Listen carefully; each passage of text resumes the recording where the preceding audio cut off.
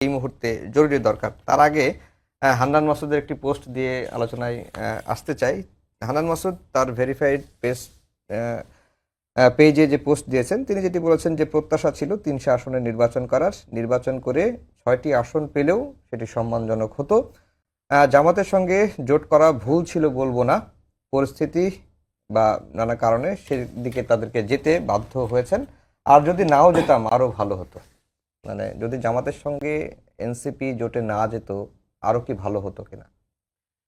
এটা অ্যাকচুয়ালি মানে একটা ডিফারেন্ট পার্সপেক্টিভ থেকে বলা। সেটা হচ্ছে আমাদের ৩০০টি আসনে আমরা আমাদের জায়গা থেকে, আমাদের কেন্দ্রীয় কমিটির স্থানীয় যারা নেতৃত্ব ছিল তারা তাদের জায়গা থেকে নির্বাচন করার একটা আশা ছিল, সেই অনুযায়ী পরিকল্পনা ছিল এবং দল গঠন হওয়ার পরের যে ১ বছর যে যার সাধ্য অনুযায়ী, সামর্থ্য অনুযায়ী কাজ করার চেষ্টা করেছে।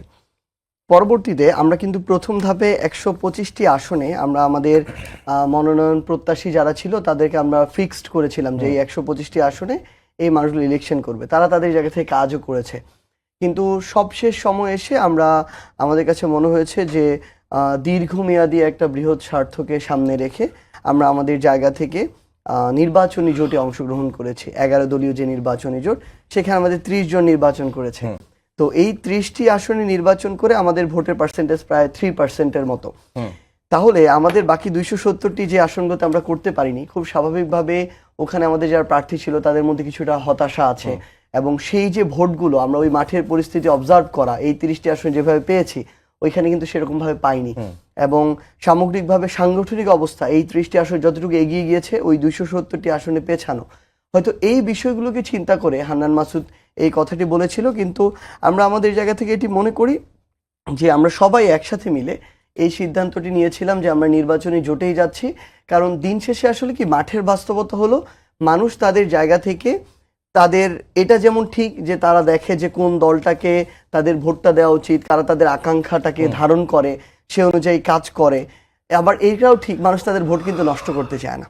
মানুষ তাদের জায়গা থেকে যে দুইটি দলের চান্স সবচেয়ে বেশি থাকবে তার মধ্যে একটা জায়গায় তারা ভোটটা দিতে চাইবে এবং ওই দুইটার মধ্যে যেটা ভালো তাদেরকে নির্বাচিত করে আনার চেষ্টা করবে। এবং দিন শেষে যে কোনো একটা এরকম বড় নির্বাচনে দুইটা পক্ষের মধ্যে ভালো একটা ফাইট হয়, নির্বাচন হয়। তো সেই জায়গা থেকে আমাদের মনে হয়েছে একদিকে যেমন বিএনপি এবং তাদের সমমনা দলের জোট, আরেকদিকে আমরা ১১ দলীয় জোট ঐক্যবদ্ধ হয়েছি এবং সামগ্রিকভাবে একটা দলের বয়স ১ বছর এখনো হয়নি, সেই দল থেকে ৬ জন এবার সংসদে যাচ্ছে। আমরা মনে করি এটা ১ বছর না হতে একটা দলের জন্য অনেক বড় প্রাপ্তি এবং এই শুরুটা দিন শেষে আমরা অবশ্যই ভালো মনে করব এবং এটাকে সামনে রেখে এর পরের বার যেন আমরা এককভাবে আরো বড়ভাবে ফাইট দিয়ে আরো বেশি সংখ্যক মানুষ আমাদের সংসদে যেতে পারে, সেটাই আমাদের লক্ষ্য থাকবে। জি, মাসুদ কামাল ভাই, যেটি সাজিদ সালাম বললেন যে এই দলের বয়স আসলে তো ১ বছর হয় নাই, ২৮ ফেব্রুয়ারি সম্ভবত ১ বছর হবে এবং ১ বছর সময়ের মধ্যে একটা জোটে গিয়ে ৩০টি আসনে নির্বাচন করার মধ্যে ৬টি আসনে জয়ী হওয়া। যদিও সাজিদ সালাম বললেন যে ৩০০ আসনে নির্বাচন করতে পারলে ওই ২৭০টি আসনের সাংগঠনিক ভিত্তিটা আরেকটু বা টোটাল ভোট আরো বাড়তো, 3% এর জায়গায় হয়তো 10% হতে পারতো, আরো বৃদ্ধি পেত। আপনার কাছে কি মনে হয়? না, এটা তো ওনাদের একটা রাজনৈতিক সিদ্ধান্ত, তাই না? রাজনৈতিকভাবে সিদ্ধান্ত নিয়ে তারা, এটা ঝুঁকি ছিল, সম্ভাবনা ছিল, তারা ঝুঁকিটাও ফিল করেছে, সম্ভাবনাটাও তারা দেখেছে।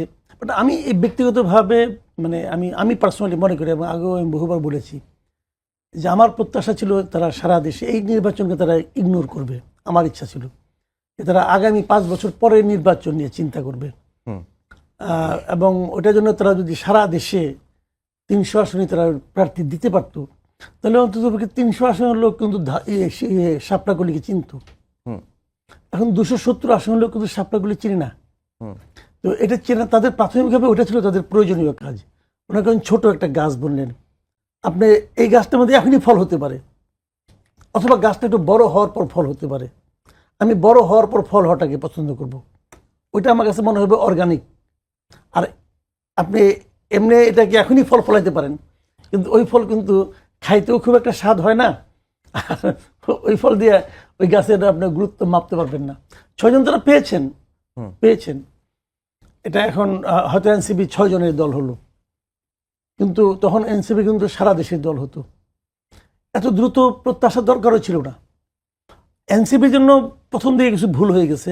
আমি যদি এনসিপিকে বিশ্লেষণ করি, আমি এনসিপিকে নিয়ে খুবই আশাবাদী ছিলাম একটা কারণে, যে আমরা আওয়ামী লীগ বিএনপি দেখতে দেখতে না টায়ার্ড হয়ে গেছিলাম, হুম যে আর কত আওয়ামী লীগ বিএনপি জামাত, আওয়ামী লীগ বিএনপি দেখতেছি তো ভাই অনেক বছর ধরে। জামাতকে অতটা দেখা হয় নাই, বাট আওয়ামী লীগ বিএনপি অনেকবার দেখা হয়ে গেছে আমাদের। তো আমরা একটা নতুন ধারার দল, আমি নিজে পার্সোনালি প্রত্যাশা করছিলাম যে নাকি নতুন কিছু চিন্তা নিয়ে আসবে, বাট এনসিপি আনফর্চুনেটলি শুরু থেকে নতুন কোনো চিন্তার প্রকাশ ঘটাতে পারে নাই, একদম শুরু থেকেই পারে নাই। যদি পারতো তাহলে খুব ভালো হতো। এবং পাড়ার ইয়াংদের মধ্যে একটা সুবিধা কি, তারা কিন্তু যে কোনো নতুন কিছু ধরতে পারে, নতুন কিছু এটা গ্রহণ করতে পারে, এটা ইয়াংরা পারে, বয়স্করা পারে না। যেমন ধরেন আমি বয়স হয়ে গেছে, আমাকে আপনি দেন, আমি একদিন ধরে যা করছি তার বাইরে আমি যাইতেই পারবো না, আমার কাছে মনে হবে না জানি কি ক্ষতি হয়ে যাবে, কিন্তু এটা ইয়াংরা পারবে। তাদের মধ্যে এই ধরনের একটা থাকে, আলাদা একটা শক্তি থাকে। সেই শক্তির কারণে আমি প্রত্যাশা করেছিলাম তারা শুরু থেকে একটা টোটালি ডিফারেন্ট টাইপের একটা দল করবে, কিন্তু ওদের আসলে বড় ক্ষতিটা করে দিয়েছিল ডক্টর ইউনূস কিন্তু নিজে। মাসুদ কামাল ভাই, এই আলাপটা তো আছে যখন পুরনো রাজনৈতিক দলগুলো যখন পুরনো ধাঁচেরই রাজনীতি করছে, আর একটা নতুন একটা দল সেটি এসে একবারেই নতুন বন্দোবস্তর ইয়াটা কিভাবে সূচনা করবে? পারবে না তো, পারবে না তো। পারবে না তো, এটা আমি জানি পারবে না। শুরু তো করতে হবে, হুম শুরু না করলে পারবেন কিভাবে? শুরুটা সবসময় কঠিন। একটা ট্রেন যখন চলা শুরু করে না, ওই শুরুর স্পিড দেখে কিন্তু ট্রেনের অন্তিম স্পিড আপনি টের পাবেন না। শুরুটা আসতেই হবে, কিন্তু শুরুটা দেখে যেন লোকে বুঝে যে এটা একটা ডিফারেন্ট কিছু। হুম তো শুরুটা কে করবে? ওনার শুরুকে আমি করে দিব না। না, ওনার শুরু ওনাকেই করতে হবে। ওনার শুরু কি জামাত করে দিবে? করবে না। ওনারা যা করতে চায় সেটা কি জামাত করে দিবে? নেভার। জামাত বরং ওদেরকে বোঝাবে যে আমি যেটা করতেছি তুমি এই লাইনে আসো, এটা বেটার। কারণ জামাত তো ওই লাইন, আমি কিন্তু জামাতকে খারাপ বলছি না, কিন্তু আমি জামাত, আওয়ামী লীগ, বিএনপি সবাই যার যার মতো পলিটিক্স করতে ভাই, আমার কোনো সমস্যা নাই। কিন্তু আপনি যখন আমার সঙ্গে আসবেন, আমি তো আপনাকে আমার মতো করার চেষ্টা করব। কিন্তু আপনি যে নতুন কিছু করতে চাচ্ছেন, এইটা যতক্ষণ পর্যন্ত আপনি না করতে পারবেন ততক্ষণ পর্যন্ত ইয়াং যে দল হলো কেন, তখন তো এটা যে কোনো দল। হুম আমি তো যে কোনো দল চাই না রে ভাই, আমার বক্তব্য হলো ওই জায়গাটাতে। বুঝতে পারছি। তো ওই জায়গাটাতে আমি মনে করেছি, আমি বলি, আমার অনেককে আমি বলেছি, ওনাদের অনেক লিডারকে আমি বলেছি, ভাই আপনারা এই নির্বাচনের কথা ভুলে যান। এই নির্বাচনের মাধ্যমে কিছু পাওয়াটা আসলে আপনাদের লস হবে, লস হবে। আমি উদাহরণ দিয়ে বলি, এই যে 6 জন গেছেন ওখানে, হুম জামাতের কোনো সিদ্ধান্তের বিরুদ্ধে কেউ যেতে পারবে না। দেখুন আমি দেখি যাই কিনা, এরা পারবে না। কারণ দেখলাম যে নাহিদকে তো চিফ হুইপ বানাই দিচ্ছে, নাহিদকে তো জোটের চিফ হুইপ বানাই দিচ্ছে রে ভাই।